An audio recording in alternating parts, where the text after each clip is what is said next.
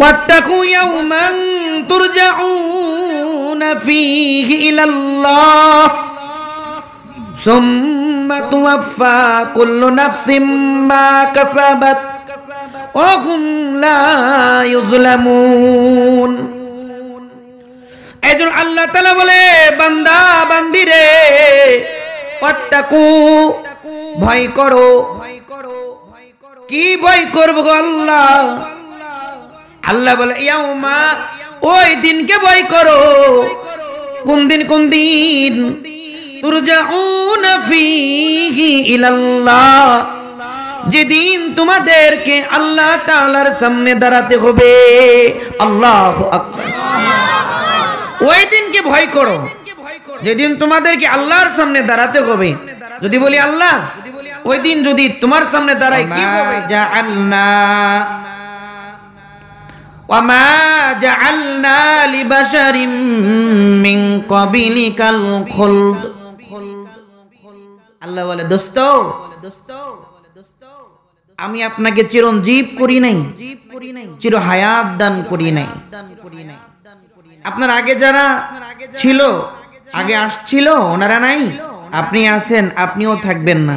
ওয়ামা জাআলনা লিবাশারিম মিন ক্বাবলিকাল খুলদ, আপনাকে চিরঞ্জীব আমি করি নাই, চির হায়াত আমি আপনাকে দান করি নাই। তার মানে কি আপনিও চলে যাবেন। বলছে কে? আল্লাহ। কারণ মৃত্যুর সময় যখন ঘনিয়ে আসবে, এক মুহূর্ত সময় কাউকে দেওয়া হবে না। কে বলছে? আল্লাহ বলছেন, ফাইজা জাআ আজালুহুম, ফাইজা জাআ আজালুহুম লা ইস্তাখিরুনা সাআতাও ওয়া লা ইস্তাকদিমুন। ফাইজা জাআ আজালুহুম, মৃত্যুর সময় যখন ঘনিয়ে আসবে, লা ইস্তাখিরুনা সাআতাও ওয়া লা ইস্তাকদিমুন, এক মুহূর্ত পিছাতেও পারবে না, এক মুহূর্ত সময় সামনে আগাতেও পারবে না। সময় যখন হবে, আল্লাহ তাআলা দুনিয়া থেকে আমাদেরকে বিদায় করে নেবে। ঠিক না? বিদায় করে নেবে। দুনিয়াতে থাকা যাবে না। নেক কাজ করুক কিংবা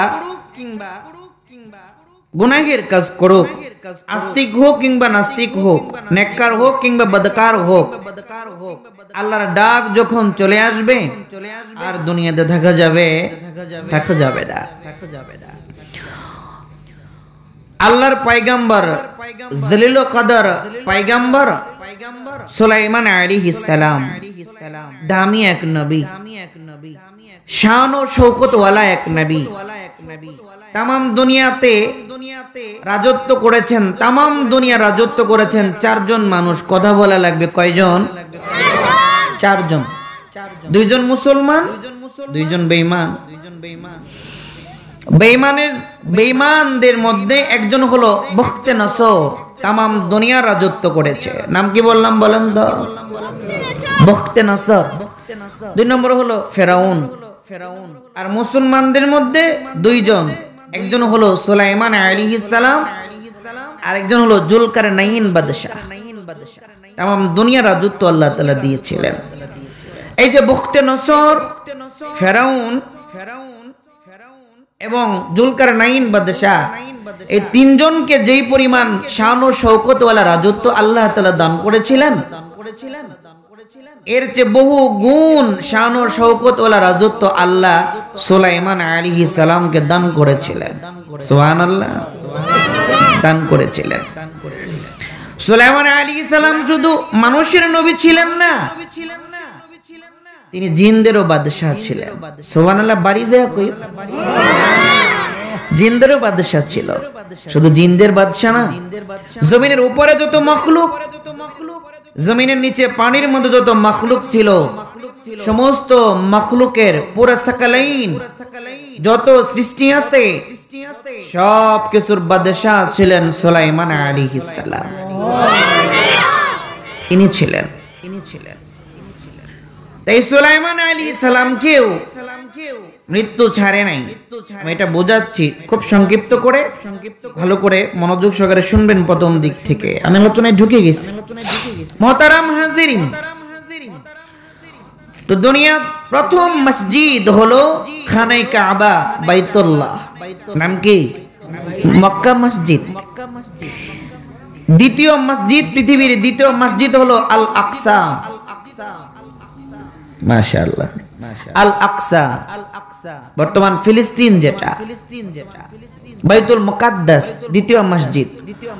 খানায়ে কাবা সর্বপ্রথম দুনিয়াতে নির্মাণ করেন জিবরিল আলাইহিস সালাম, লম্বা কথা বলবো না। তারপরে সংস্কার করেন আদম আলাইহিস সালাম। তারপরে নূহ আলাইহিস সালামের প্লাবনে এইটা ভেঙে যায়।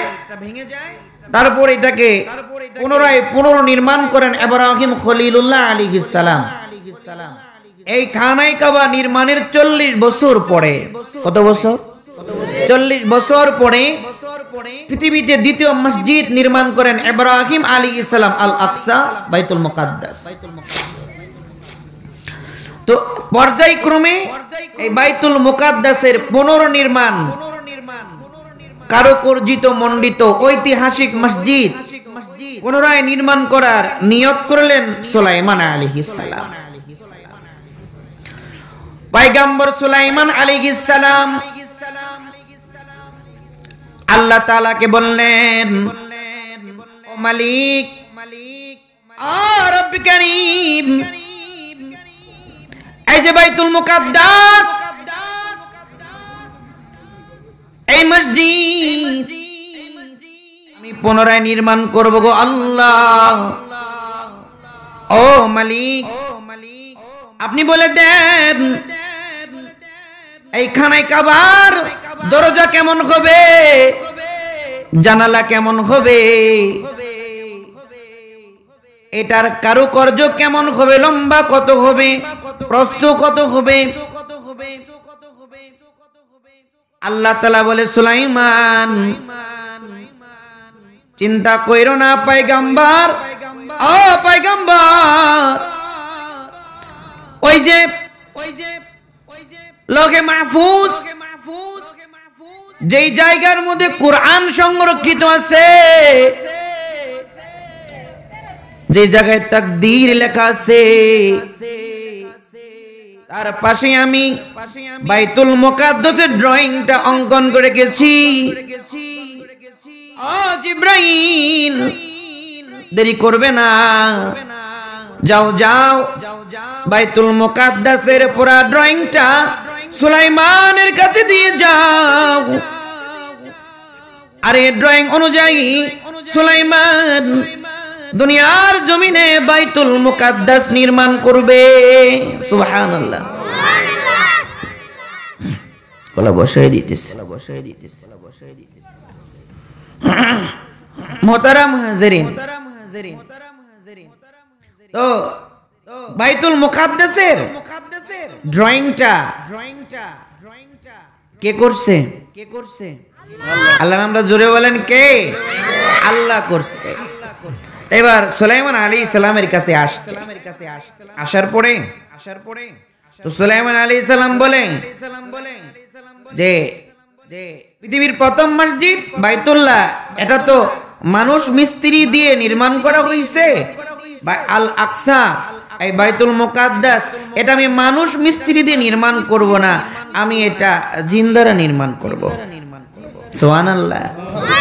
তৎকালীন সময়ের সবচাইতে মেধাবী দূরদর্শিতাপূর্ণ 70,000 জিনদেরকে ডাকা হলো।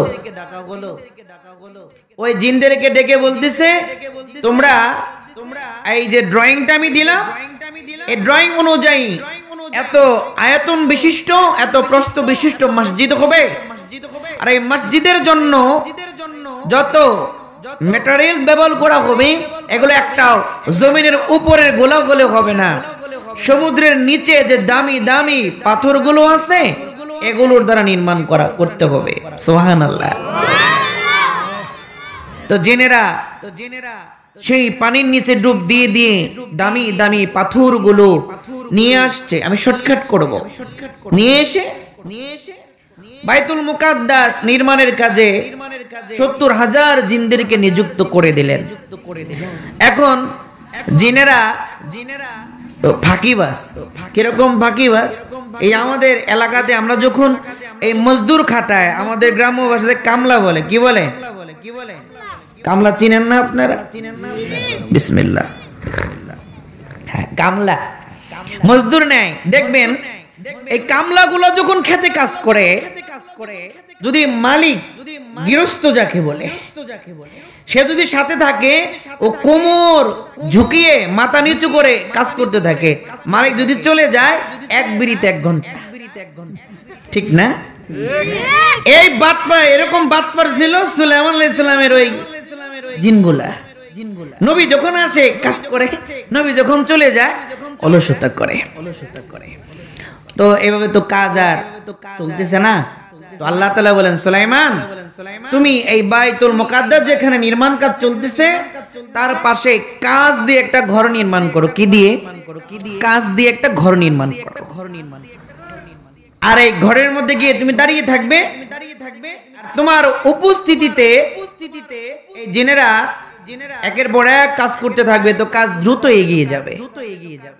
কারণ জিনেরা আজরাইলের চাইতে বেশি ভয় পাইতো এই সুলাইমান আলাইহিস সালামকে। কারণ ওনার কাছে একটা মুআজিজাপূর্ণ একটা আংটি ছিল, সেটা জান্নাতে নির্মিত আংটি। ওইটা সুলাইমান আলাইহিস সালামের হাতে যখন পরা থাকতো, পৃথিবীর সকল মাকলুক, সকল শক্তি তার কাছে মাথা অবনত করে দাঁড়িয়ে থাকতো। বিসমিল্লাহ। তো জিনেরা খুব ভয় পেত। তো সুলাইমান আলাইহিস সালাম কাছের ঘর নির্মাণ করে, ওখানে ওনার হাতে একটা জান্নাতি লাঠি ছিল, যেটা আদম আলাইহিস সালাম নিয়ে আসছিলেন। ওই লাঠি দিয়ে ভর দিয়ে উনি দাঁড়িয়ে থাকতেন, আর জিনেরা কাজ করত। তো জিনেরা বলে, আরে আগে তো সুলাইমান আলাইহিস সালাম সকালে আসতো, আবার বিকেলে আসতো, এখন দিয়ে এসে যে ঘরের ভিতরে দাঁড়িয়ে আসার যায় না, নবী মনে রাগ করছে, ফাঁকি দেওয়া যাবে না, কাজ করতে। সুবহানাল্লাহ। কাজ করতে লাগলেন। বাইতুল মুকাদ্দাসের নির্মাণ কাজ চলতেছে। সুলাইমান আলাইহিস সালাম কাছের ঘরে দাঁড়ায় থাকে। জিনেরা ভয় পেয়ে 1 সেকেন্ড সময় নষ্ট করে না, মনোযোগ সহকারে জিনেরা বাইতুল মুকাদ্দাস নির্মাণ করে। কিছুদিন যাওয়ার পরে আল্লাহ তাআলা আজরাইলকে ডেকে বলে, আজরাইল রে, যাও যাও, আমার পয়গম্বর সুলাইমান ওই যে কাছের ঘরে দাঁড়িয়ে আছে রে, আমার সুলাইমানের কাছে যাও। সুলাইমানের কাছে গিয়ে পয়গম্বর সুলাইমানের জান কবজ করে নিয়ে আসো। আজরাইল দেরি করে না,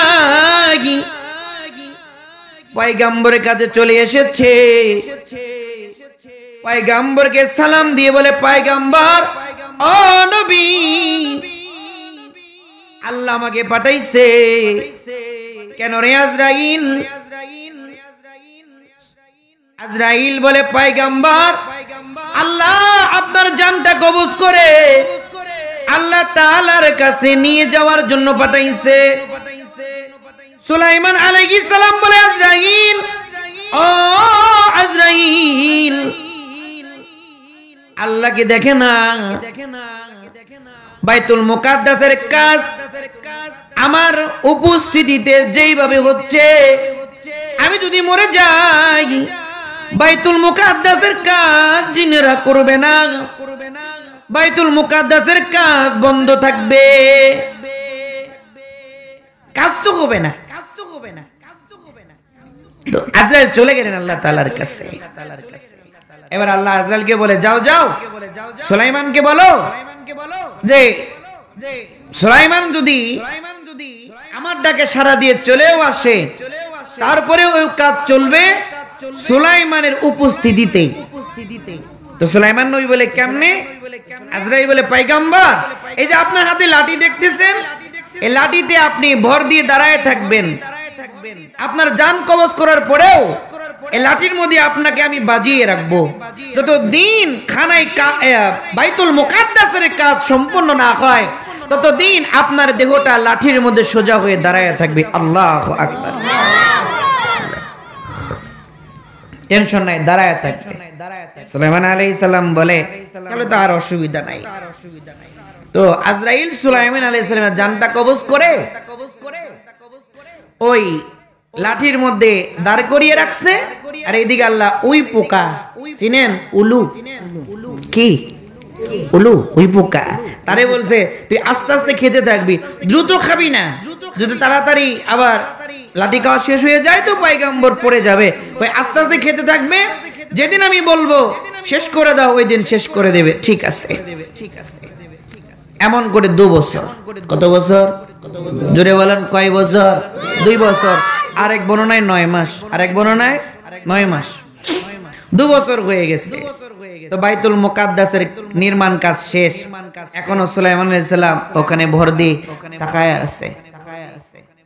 তো কাজ যখন শেষ হয়ে গেছে আল্লাহ বলে আই ওই বোকা লাঠি খাওয়া শেষ কর।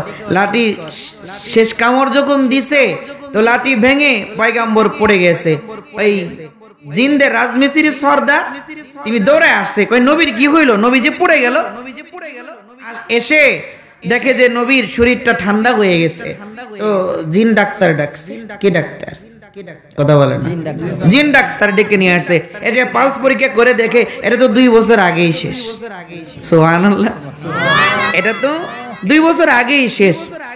হাই হাই, এটা 2 বছর আগেই মরে গেছে, এতদিন আমরা কাজ করলাম। যাই হোক, লম্বা ঘটনা শর্টকাট করে এটা বোঝাইতে চাইলাম, সুলাইমান আলাইহিস সালাম তিনি আল্লাহর ঘর মসজিদ নির্মাণ কাজে নিয়োজিত ছিল। এমন একটা ঘর যেই ঘরে কেউ যদি 1 রাকাত নামাজ পড়ে তো 500 রাকাত নামাজ পড়ার সওয়াব। এমন একটা দামি ঘর নির্মাণ কাজে নিয়োজিত ছিল, শ্রেষ্ঠ ইবাদতে নিয়োজিত ছিল, তারপরও মৃত্যু ছাড়ে নাই।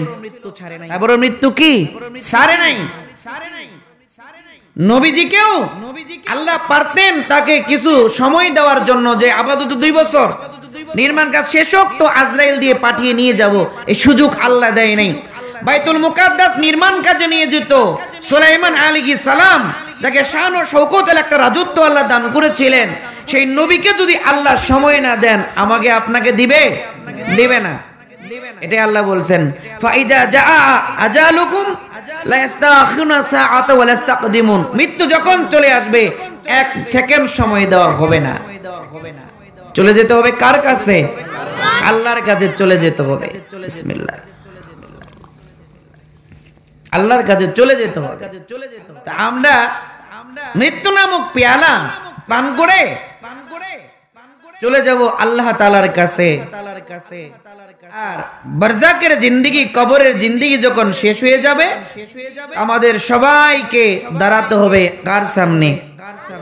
আল্লাহ তাআলার সামনে। কারণ আল্লাহ বলছে ইয়াউমা ইয়াকুমুন নাসু লিরাব্বিল আলামিন, ইয়াউমা ইয়াকুমুন নাসু লিরাব্বিল আলামিন। আল্লাহ তাআলা বলেন আগত অনাগত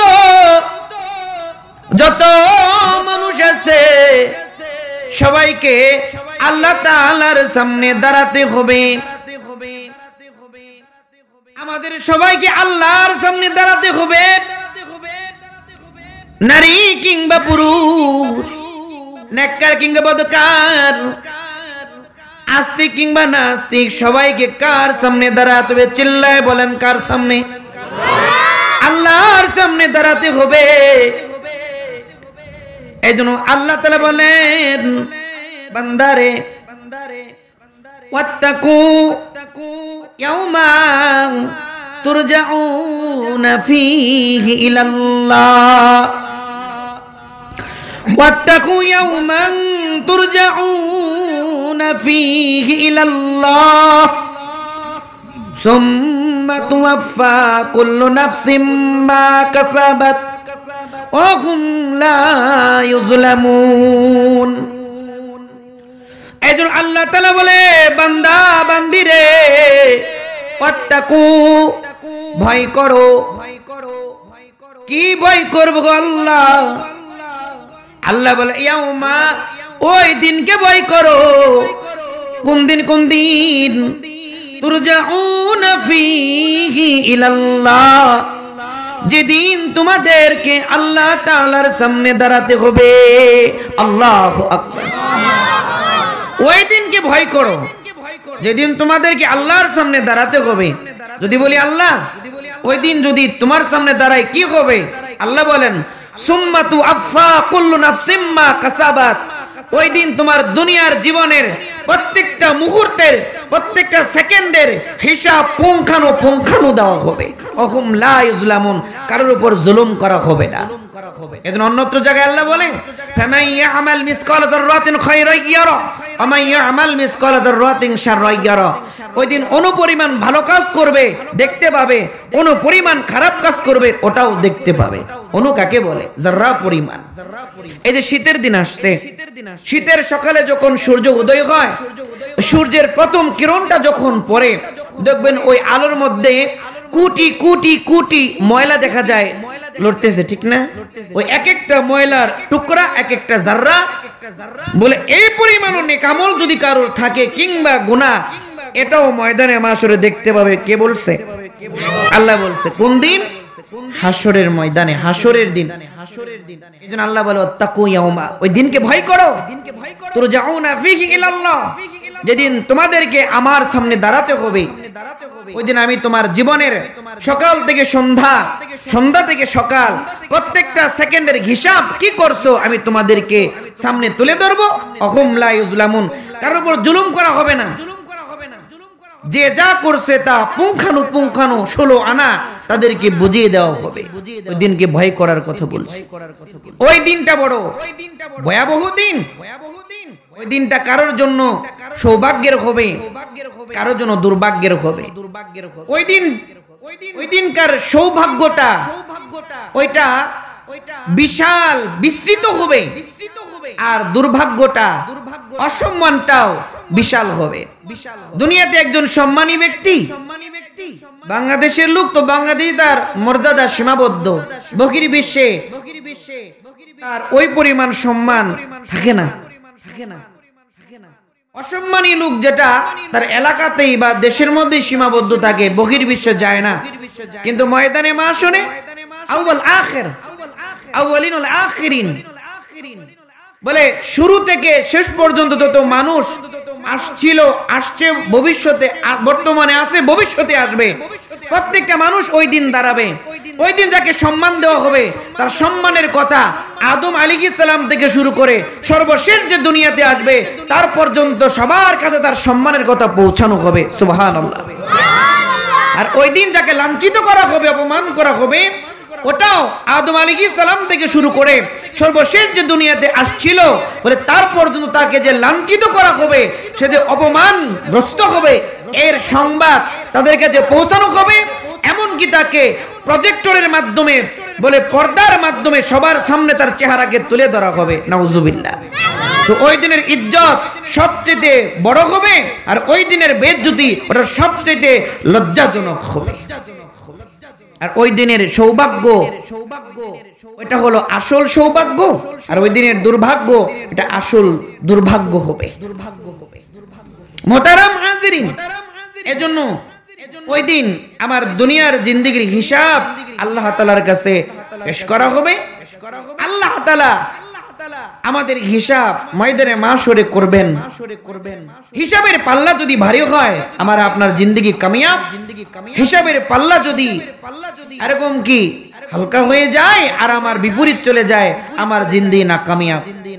বেশিরভাগ যুবক ভাইরা সামনের কথাগুলো মনোযোগ দিয়ে শুনবে, ইনশাআল্লাহ আশা করি ভালো লাগবে ইনশাআল্লাহ।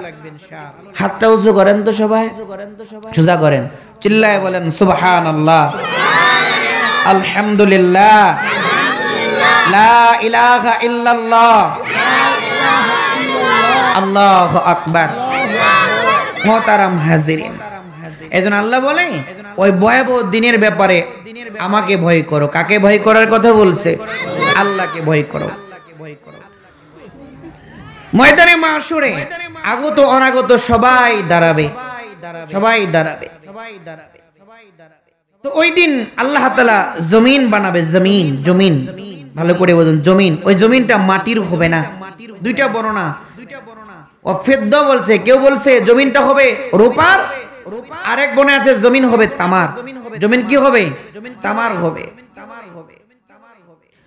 আমাদের এখন তো জমিনে উঁচু নিচু আছে, কিন্তু ময়দানে মাশরে জমিনটা সমান হবে, উঁচু নিচু থাকবে না, লুকানোর কোনো ব্যবস্থা থাকবে না, একদম সমান থাকবে, উঁচু নিচু থাকবে না। এরকম একটা মাঠের মধ্যে আল্লাহ তাআলা সবাইকে উঠাবেন। তো আল্লাহ রাসূল বলেন, আম্মাজান আয়েশা সিদ্দিকা রাদিয়াল্লাহু তাআলা আনহা থেকে রওয়ায়াত, নবীজি বলেন, আয়েশা, ময়দানে মাশর যেদিন কায়েম হবে, ওই দিন প্রত্যেকটা নারী, প্রত্যেকটা পুরুষ উলঙ্গ অবস্থায়, পুরুষগুলা খতনাবিহীন অবস্থায় ময়দানে মাশরে দাঁড়াবে। এর ভয়াবহতা বুঝবেন এই হাদিসের মধ্যে। সবাই কি অবস্থায় দাঁড়াবে? কাপড় পরে না উলঙ্গ হয়ে? উলঙ্গ হয়ে। নারী পুরুষ সবাই উলঙ্গ হয়ে দাঁড়াবে, আর পুরুষগুলা খতনাবিহীন। বুঝলেন আমার কথা? মুসলমানই ছাড়া, মুসলমানই ছাড়া ময়দানে মাশরে দাঁড়াবে। আম্মাজান আয়েশা সিদ্দিকা বলে, হুজুর ওইদিন লজ্জা করবে না?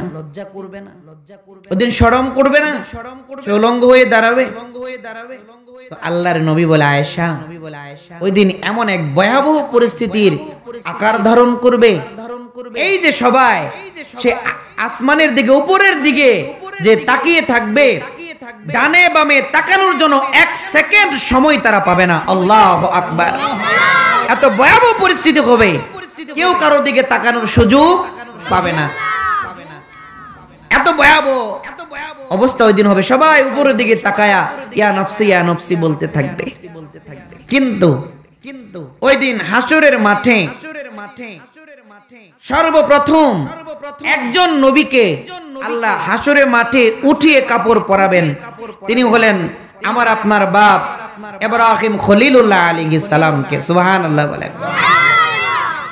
তখন বলতে পারেন, তাহলে আমার আপনার নবী? হ্যাঁ। আর নবী বলে, আয়েশা, আমাকে তো আল্লাহ এই আমার রওজা থেকেই, আমার কবর থেকেই জান্নাতি পোশাক পরিয়ে উঠানো হবে। চিল্লায় এখন সুবহানাল্লাহ। আমার আপনার নবীকে কবর থেকেই কাপড় পরিয়ে উঠানো হবে, আর হাসরের ময়দানে সর্বপ্রথম ইব্রাহিম খলিলুল্লাহ আলাইহিস সালামকে কাপড় পরিধান করানো হবে। আম্মাজান আয়েশা সিদ্দিকা রাদিয়াল্লাহু তাআলা আনহা বলে, ও পয়গম্বর, ইব্রাহিম খলিলুল্লাহ আলাইহিস সালাম ওনাকে কেন সবার আগে ময়দানে মাশরে কাপড় পরানো পরিধান করাবেন? আল্লাহর নবী বলে, আয়েশা রে, আব্বাজান ইব্রাহিম খলিলুল্লাহ আলাইহিস সালাম ওনার দুইটা আমল দুনিয়ার জমিনে আল্লাহ তাআলার কাছে বড় পছন্দনীয় হয়েছে রে আয়েশা। আব্বাজানের দুইটা আমল আল্লাহর কাছে পছন্দনীয় হয়েছে। ওই দুই আমলের কারণে আল্লাহ তাআলা ময়দানে মাশরে আব্বাজানকে সবার আগে কাপড় পরিধান করাবেন। সুবহানাল্লাহ। আম্মাজান বলে, পয়গম্বর, ওই দুই আমল কি? বিসমিল্লাহ। আল্লাহর নবী বলে, পৃথিবীতে সবার আগে অন্যকে দাওয়াত করে খাওয়ানো, মেহমানদারি করানো, এই দাওয়াত করে খাওয়ানোর আমল সর্বপ্রথম ইব্রাহিম আলাইহিস সালাম শুরু করছিলেন। সুবহানাল্লাহ বলেন। এখন আমরা তো বাড়িতে মেহমান আসলে নারাজ হই, ঠিক না? নারাজ হই। গ্রাম্য ভাষায় বলে, 1 কেজি দুধ কিনছি, ইষ্টি ডাহা পড়ছে। 1 কেজি দুধ কিনছি আর ইষ্টি আসছে। আরে হাদিসের মধ্যে আসছে, আগে জেনে নেন। মেহমান যে আপনার বাড়ি আসে, আপনারটা খায় না মিয়া। কারণ যেই বাড়িতে মেহমান আসে, ওই মেহমান আসার আগেই ওই বাড়িতে মেহমানের রিজিক আল্লাহ পৌঁছিয়ে দেয়। শুধু কি তাই? আল্লাহর নবী বলেন, কারোর বাড়িতে যদি মেহমান আসে আল্লাহর নবী বলে ওই বাড়িতে মেহমান একা আসে না, ওই মেহমানের সাথে ওই বাড়িতে 1000 বরকত আল্লাহ পাঠিয়ে দেয়। তাই নয় যদি কারোর বাড়িতে মেহমান আসে আল্লাহর নবী বলে 1000 বরকত নয়, সাথে সাথে 1000 রহমত আল্লাহ তাআলা ওই বাড়িতে পাঠিয়ে দেয়। আল্লাহর নবী বলে সাবিরে যদি কারোর বাড়িতে মেহমান আসে ওই মেহমান যতদিন ওই বাড়িতে থাকবে ততক্ষণ ওই বাড়ির উপরে আল্লাহ আসমান থেকে তার খাস রহমত নাজিল করবে। আর মেহমান আসার পরে যদি মেজবান রাগ করে গুসা করে চেহারাটা কালো করে ফেলাই নারাজ হয়, আল্লাহর নবী বলে সাহাবারা রে মেহমান দেখে মেজবান যদি নারাজ হয় মন খারাপ করে রে ওই বাড়ি থেকে আল্লাহ রহমত তুলে নেয়, ওই মেজবানের উপর আল্লাহ তাআলা নিজে রাগ করে, আল্লাহ নিজে রাগ করে।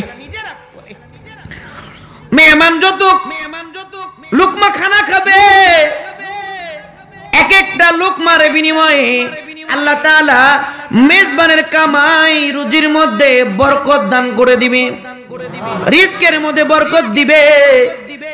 শুধু তাই নয় পয়গম্বর বলে মেহমান যদি মেজবানের কাছে আসে, মেজবান যদি সামর্থ্য অনুযায়ী মেহমানদারি করে আল্লাহ তাআলা ওই মেহমানদারির খাতিরে ও মেজবানের নেক হায়াত বৃদ্ধি করে দেয়। মেহমান আসলে রাগ করবেন? রাগ করেন না। তো এই সুন্নাহ সর্বপ্রথম ইব্রাহিম খলিলুল্লাহ আলাইহিস সালাম চালু করেছিলেন, আল্লাহর কাছে বড় পছন্দ। এই আমলে খুশি হয়ে আল্লাহ হাসরের ময়দানে সর্বপ্রথম ইব্রাহিম নবীকে কাপড় পরাবেন। সুবহানাল্লাহ। 2 নম্বর ইব্রাহিম আলাইহিস সালাম সর্বপ্রথম এক গরিবকে কাপড় দান করেছিলেন। বাতিজা সুবহানাল্লাহ কইেন। এনা সুবহানাল্লাহ কইলে তো গুনাহ হবে না? থাক। তো সর্বপ্রথম তিনি কি করছিলেন? কষ্ট হইতেছে আপনাদের? কাপড় দান করছিলেন। আল্লাহ কইরে কিরে ইব্রাহিম তুই দেখি কাপড় নাই তো কাপড় দিলি, শীতের জামা নাই তো শীতের জামা দিলি, পরিধানের কাপড় নাই তো কাপড় দিলি। আরে ইব্রাহিম এটা তো আমার কাজ, এটা তুই করলি, যা আমার ভালো লাগছে। ময়দানে আমার সবাই তো উলঙ্গ হয়ে দাঁড়াবে, আমি না এর সম্মানে হাসরের ময়দানে তোরে সবার আগে কাপড় দেব। সবার আগে কে দেব? কাপড় দেব। মুফাসসিরিন কারাম বলে আরে কেউ যদি ইব্রাহিম খলিলুল্লাহ আলাইহিস সালামের অনুসরণে দুনিয়াতে যদি শীতার্তকে শীত বস্ত্র দেয়, যার কাপড় নাই তাকে কাপড় দেয়, তো আল্লাহ তাআলাও তাকে জান্নাতে দামি কাপড় পরিধান করাবেন। বিসমিল্লাহ। তো এই 2 কারণে হাসরের ময়দানে সবার আগে ইব্রাহিম নবীকে কাপড় পরাবে, তারপর অন্যান্য নবীদেরকে কাপড় পরাবে। আর আমার আপনার নবীকে রওজা থেকে কবর থেকে কাপড় পরিয়ে হাসরের ময়দানে তোলা হবে। তো এই হাদিস বলে কি বোঝাইতে চাইলাম? যে সবাই খতনাবিহীন উলঙ্গ হয়ে হাসরের ময়দানে দাঁড়াবে। আম্মাজান বলে পয়গম্বর কারোর কি লজ্জা হবে না? একজন আরেকজনকে তো দেখবে। পয়গম্বর বলে আয়েশা রে ওই দিন এমন ভয়াবহ পরিস্থিতি তৈরি হবে যে ওই দিন কেউ কারোর দিকে তাকানোর ফুসরত পাবে না, সময় পাবে না। সবাই আসমানের দিকে তাকিয়ে শুধু নিজের চিন্তা করতে থাকবে। আল্লাহু আকবার। শুধু তাই নয় এই হাদিসটা মনোযোগ দিয়ে শুনবেন।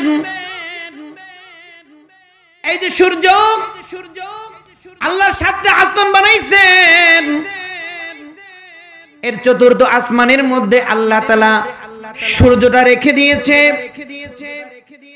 এখন বলতে পারেন হুজুর তৃতীয় আসমানেও তো সূর্য রাখতে পারতেন, কিংবা পঞ্চম আসমানে সূর্য রাখতে পারতেন, কিন্তু না না, আল্লাহ তৃতীয় আসমানে রাখলেন না, পঞ্চম আসমানে রাখলেন না, চতুর্থ আসমানে কেন রাখলেন? মুফাসসিরিনে কেরাম বলেছে, যদি তৃতীয় আসমানে সূর্য রাখতো, সূর্যের তাপে দুনিয়ার সব গাছপালা পুড়ে ছাই হয়ে যাইত। আর যদি পঞ্চম আসমানে রাখতো, সূর্যের আলোর অভাবে দুনিয়ার জমিনের সব কিছু বরফ হয়ে যাইত। এইজন্য আল্লাহ তাআলা চতুর্থ আসমানে সূর্যটা রেখে দিয়েছে, যেই কারণে সূর্যের আলো ব্যালেন্স হয়, যার যেই জায়গায় যেই পরিমাণ আলো দরকার হয়, আল্লাহ ওই পরিমাণ আলো সূর্য থেকে দুনিয়াতে বিচরণ করে। সুবহানাল্লাহ। তো দুনিয়ার জমিন থেকে যে জায়গাটায় সূর্য আছে এর মাঝখানে দূরত্ব হলো 9,30,00,000 মাইল। কত? 9,30,00,000 মাইল দূরে দুনিয়ার জমিন থেকে সূর্য আছে। ওই জায়গা থেকে সূর্য আলো দেয়। ওই আলো যদি মাঝে মধ্যে বেশি হয়, মানুষ সহ্য করতে পারে না, সূর্যের তাপে অজ্ঞান হয়ে দুনিয়ার জমিন থেকে বিদায় হয়ে যায়। কয়েক বছর আগেও তো এই ভারতে 300-র অধিক মানুষ সূর্যের তাপের আলোর কারণে মারা গেছে, আর বাংলাদেশের 25 জনের উপরে সূর্যের তাপের কারণে স্ট্রোক করে মারা গেছে। কত ভয়াবহ! বিসমিল্লাহ। দুনিয়ার জমিন থেকে সূর্যটা 9,30,00,000 মাইল দূরে, তারপরেও মাঝে মধ্যে এত আলো হয়, এত তাপ হয়, সহ্য করা যায় না। সূর্যের নিজস্ব যেই পরিমাণ আলো আছে রে, ওই পরিমাণ আলো দুনিয়ার জমিনে সরাসরি আসে না। হাদিসের মধ্যে আছে বাবা, সূর্য যখন সকালবেলা উদয় হয়, আল্লাহ 70,000 ফেরেশতাকে ডেকে বলে, ফেরেশতারা রে, ওই যে সূর্য উদয় হয়, এই সূর্য যখন উদয় হয়, সাবধান সাবধান, সূর্যের আলোটা সরাসরি যেন জমিনে না যায়, কারণ ও যে আমার বান্দা বান্দি দুনিয়ার জমিনে আছে রে, আমার বান্দা বান্দির মাথার চান্দিটা বড় নরম করে বানাইছি। সূর্যের আলোটা যদি দুনিয়ার জমিনে সরাসরি যায়, আমার বান্দা বান্দি সহ্য করতে পারবে না, চান্দি পেটে দুনিয়ার জমিনে মরে যাবে। ফেরেশতারা বলে, আল্লাহ কি করব গো আল্লাহ, কি করব? আল্লাহ বলে, ফেরেশতা ওই যে জান্নাত থেকে ঠান্ডা পানি নিয়ে আসবি। সূর্য যখন উদয় হয়, ওই ঠান্ডা পানি তোমরা 70,000 ফেরেশতা সূর্যের মুখের উপর ঢালবে। আল্লাহু আকবার। 70,000 ফেরেশতা যখন ঠান্ডা পানি সূর্যের মুখের উপর ঢালে, সূর্যের তাপটা ঠান্ডা হয়, ওই ঠান্ডা আলোটা 9,30,00,000 মাইল দূর থেকে দুনিয়ার জমিনে আলো দেয়। ওই আলো সহ্য হয় না। যেদিন ময়দানে মাশর কায়েম হবে, ওই দিন সূর্যের মুখের মধ্যে এক চিমটি পরিমাণ পানি ঢালা হবে না।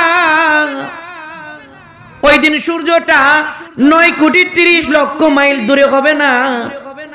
ওই দিন সূর্যটা 1 মাইল, আরেক বর্ণায় আসছে 1 হাত, আরেক বর্ণায় আসছে আধা হাত মাথার উপরে থাকবে। আল্লাহু আকবার। ওই দিন সূর্যটা 9,30,00,000 মাইল দূরে নয়, বলে আধা হাত উপরে আসবে।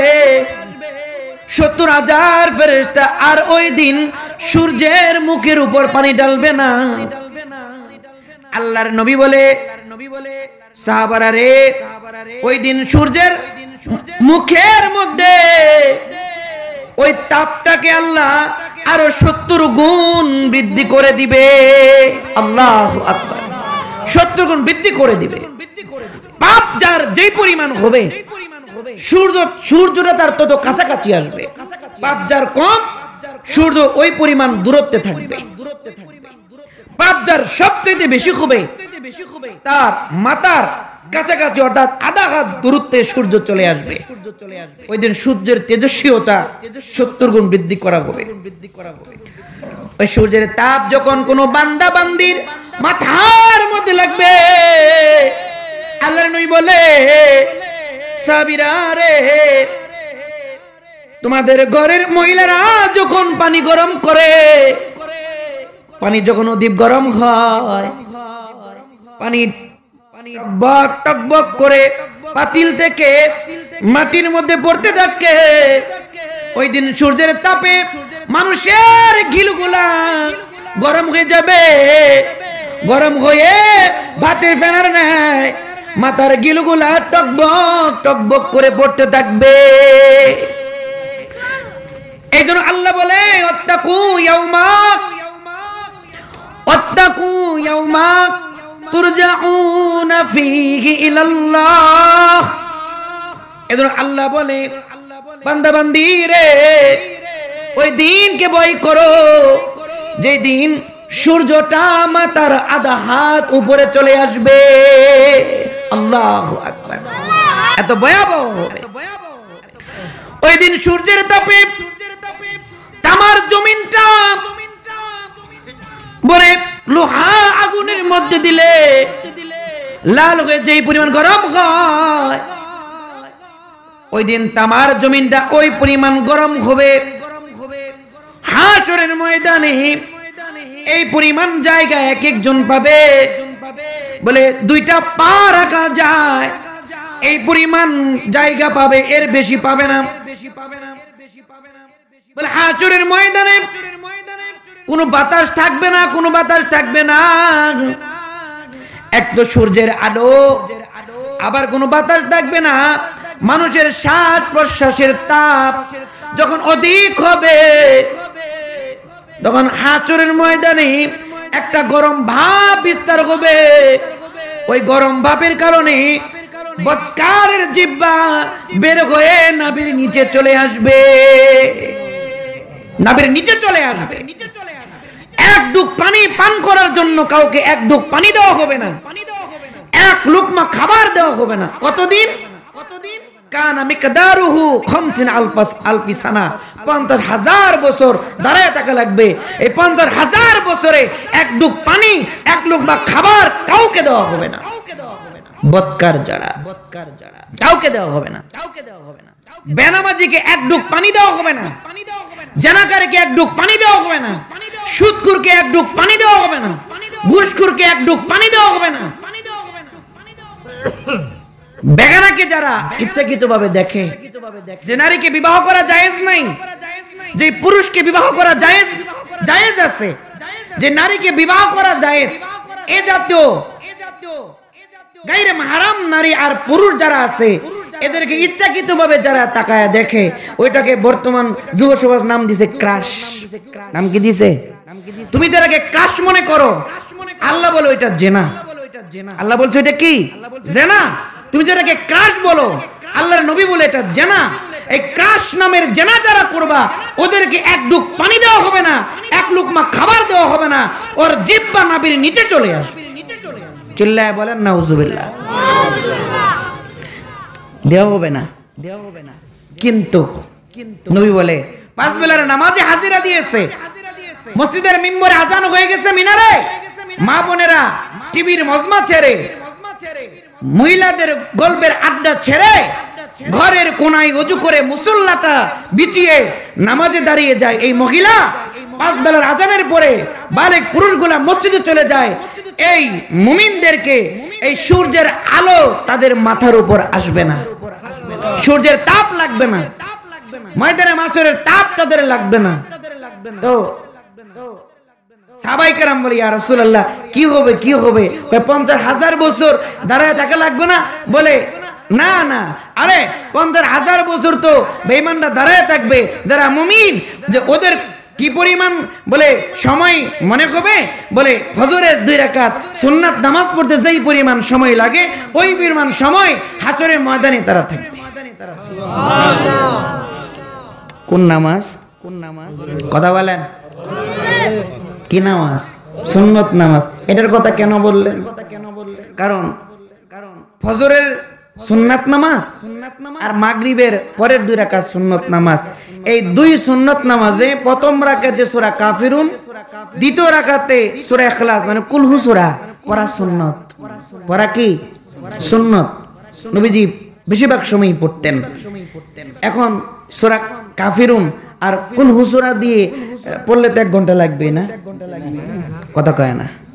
হ্যাঁ, 1 ঘন্টা লাগবে? কয়েক মিনিট। এজন্য নবী বলে এই 2 সূরা দিয়ে এটা পড়া সুন্নাত, বলে এই কয়েক মিনিট সময় লাগে ফজরের 2 রাকাত সুন্নত পড়তে। বলে এই পরিমাণ 2 রাকাত কাফিরুন আর কুল হু সূরা দিয়ে ফজরের 2 রাকাত সুন্নত পড়তে যে সময়, এই পরিমাণ সময় হাসরের ময়দানে থাকবে নামাজিরা। চিল্লায় কোন সুবহানাল্লাহ। এখন আপনারা বলেন তো, ফজরের 2 রাকাত সুন্নত যারা পড়ে তাদের জন্য হলো এই পরিমাণ সময় লাগবে। এখন যারা পড়ে না, কানা মিকদারুহু 50,000 বছর দাঁড়ায় থাকে লাগবে। তাহলে বোঝা গেল নামাজি যারা 5 বেলার নামাজ পড়ে, আবার কিছু নামাজি আছে ডিজিটাল, ফজর পড়ে না, 4 ওয়াক্ত পড়ে, ঠিক না? হ্যাঁ, যে ফজর পড়লো না ওইটা হইলো, ওইটা মগা। ওইটা কি? ওইটা মগা। কারণ জোহর, আসর, মাগরিব, এশার নামাজের ফজিলত আছে, কিন্তু আল্লাহর জিম্মায় যায় না। আর যে ফজরের নামাজ পড়ে, আল্লাহর নবী বলে ও আল্লাহর জিম্মায় চলে গেল। আল্লাহর কি চলে গেল? জিম্মায় চলে গেল। ফজরের নামাজ যে পড়লো না, হ্যাঁ, এই শয়তানের জিম্মায়। কার জিম্মায়? শয়তানের জিম্মায়। এজন্য নবী বলে কেউ যদি ফজরের নামাজ পড়ে যখন বের হইলো, সেজন্য ইসলামের ঝান্ডা নিয়ে বের হলো। আর যে ফজরের নামাজ না পড়ে বের হইছে, ও শয়তানের ঝান্ডা নিয়ে বের হইল। আর কিতাবের মধ্যে আসছে, শয়তান ঘুম থেকে ওঠার আগে বলে, আল্লাহ ঘুম থেকে ওইটা জানি এই ফজর পড়ে নাই, বেনামাজির চেহারাটা আমারে দেখাইও না। নাউজুবিল্লাহ। কোন কুত্তা? কুত্তা ও তো বড় পিশাব না? পৃথিবীর মধ্যে সবচেয়ে নিকৃষ্ট প্রাণী, সবচেয়ে কি নিকৃষ্ট প্রাণী এই কুত্তা, এই কুকুর। ও ঘুম থেকে উঠে নজরটা খোলার আগে বলে, মাওলা ওর চেহারা দেখায়ও না যেটা ফজর পড়ে নাই। যেটা কি পড়ে নাই? ফজর পড়ে নাই। আহা, বলে ফজরের আবহাওয়া, ফজরের নামাজের সময় এই যে বাতাসটা, এটা সবচেয়ে শুদ্ধ, পরিশুদ্ধ, এটা বিশুদ্ধ বাতাস। এই বাতাসে কোনো ভাইরাস নাই। এই বাতাসে কি নাই? ভাইরাস নাই। এই বাতাস যার চেহারায় লাগে, নবী বলে ওর চেহারাটা নুরানি হয়ে যায়।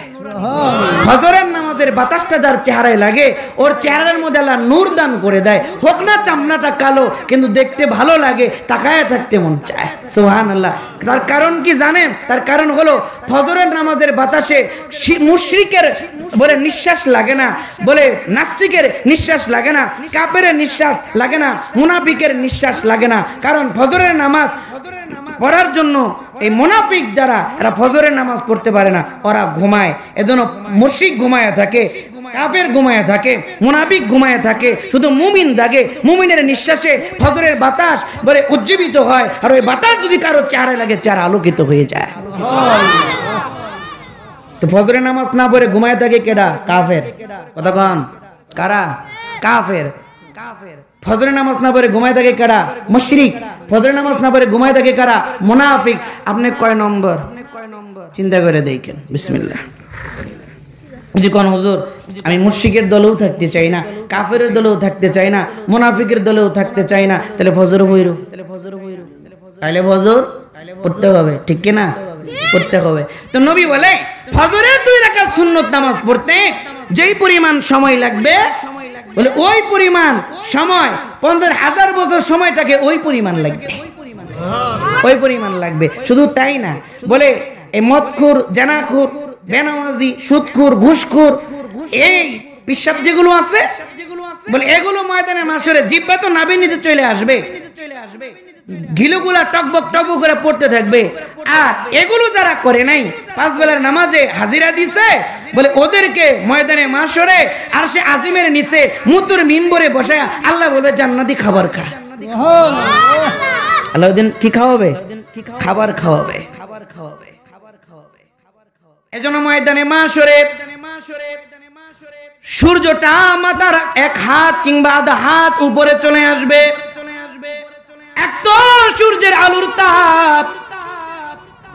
আবার ময়দানে মাশরে কোনো বাতাস থাকবে না, একে অপরের নিঃশ্বাসের তাপ এই পরিমাণ হবে রে। আসমানের তাপ আর মানুষের শ্বাস প্রশ্বাসের তাপ। আর এই ভয়াবহ দৃশ্য দেখে বেনামাজি, জানাকারী, সুদখোর, ঘুষখোরের ভয়ে কলিজা পুড়া যাবে। কলিজা পুরা একটা জ্বলনি হবে, একটা কলিজা পুরার জ্বলনি।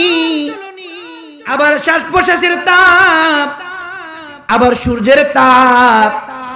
এই তাপে আল্লাহর নবী বলে এই পরিমাণ ঘাম হবে, এই পরিমাণ ঘাম। আল্লাহর বান্দা বান্দিরা ঘামের সাগরে হাবুডুবু খাবে। আল্লাহর নবী বলেন, قال رسول الله صلى الله عليه وسلم قال رسول الله صلى الله عليه وسلم يعرق الناس يوم القيامة يعرق الناس يوم القيامة حتى يذهب عرقهم من الأرض 70 ذراعا الله أكبر আল্লাহর নবী বলে ইয়ারিকুন নাস ইয়াউমাল কিয়ামা, কিয়ামতের দিন মানুষ ঘামে ভিজে যাবে। হাত্তা ইয়াযহাবা আরাকুহুম ফিল আরদি 70 যিরাআ। আর এই ঘাম এই পরিমাণ হবে যে ওই ঘাম জমিনের 70 হাত নিচে চলে যাবে। আল্লাহু আকবার। ওয়া ইলজিমুহুম, ওই ঘামগুলো লাগাবেন মতো তার সাথে লেগে থাকবে।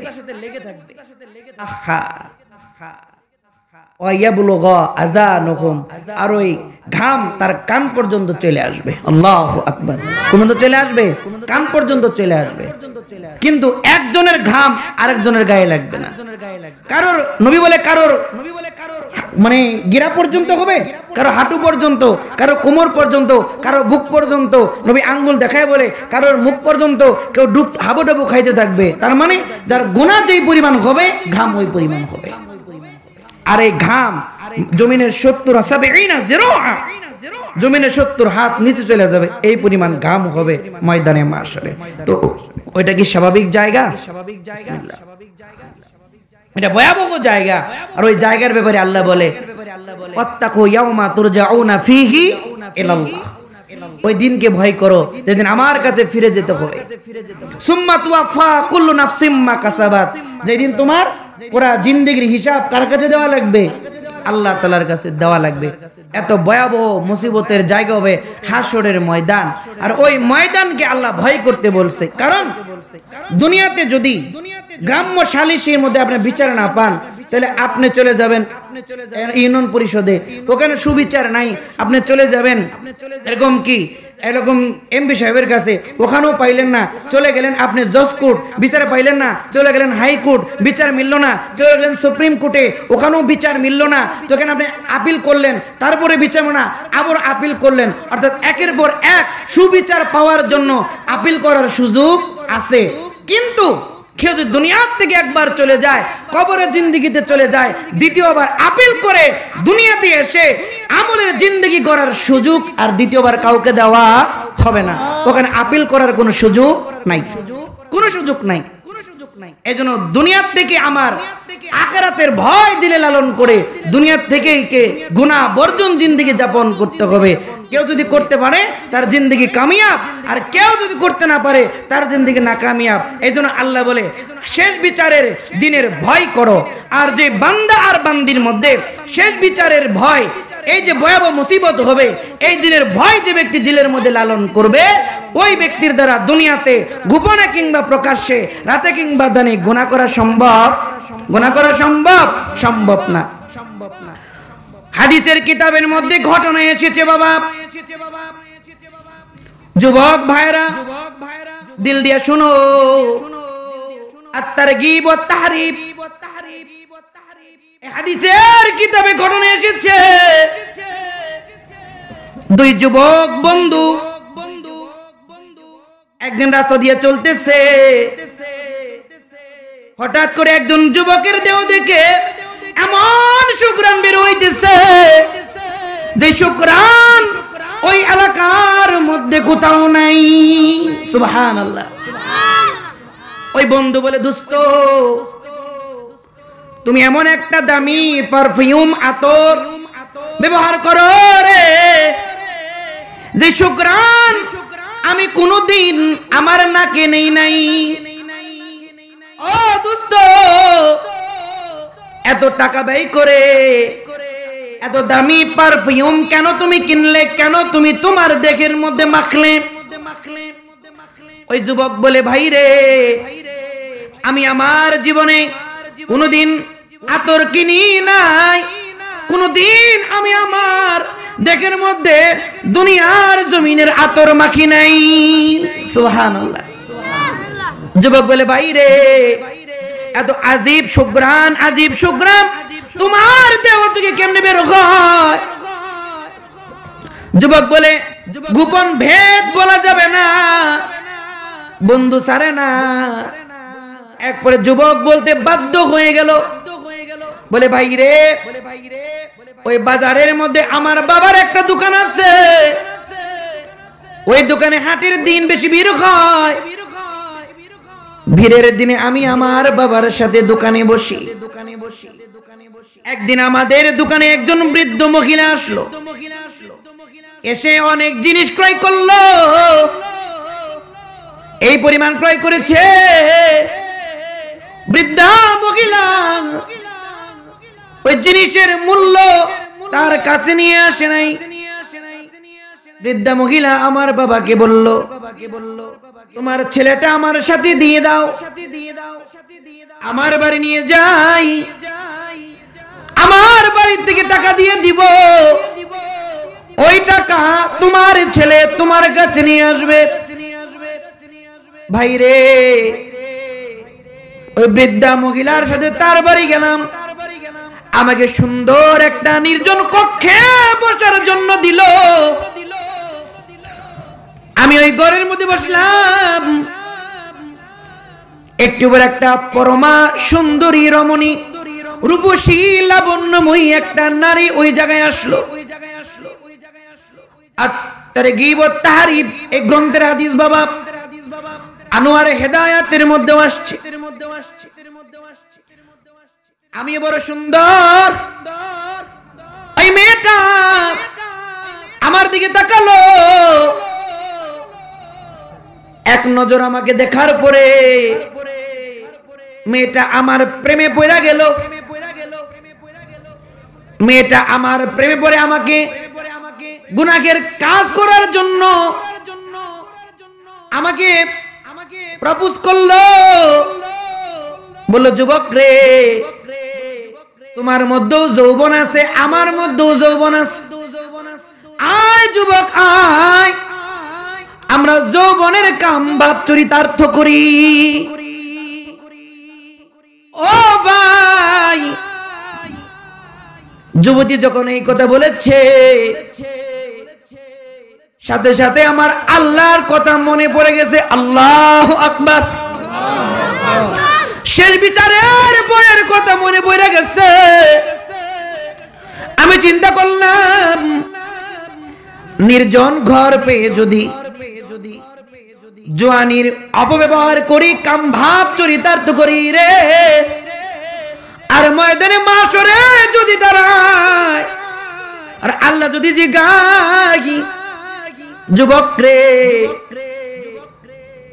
যৌবন পেয়ে যৌবনের উত্তেজনা নিবারণ করার জন্য গুনাহে লিপ্ত হয়েছিলে। ও যুবক, আমার কথা কি মনে হয় নাই? এই যে ভয়াবহ হাসরের ময়দানের কথা কি মনে হয় নাই? ওই দিন আল্লাহ যদি জিগায়, আমি আল্লাহর কাছে কি জবাব দিব? আল্লাহু আকবার।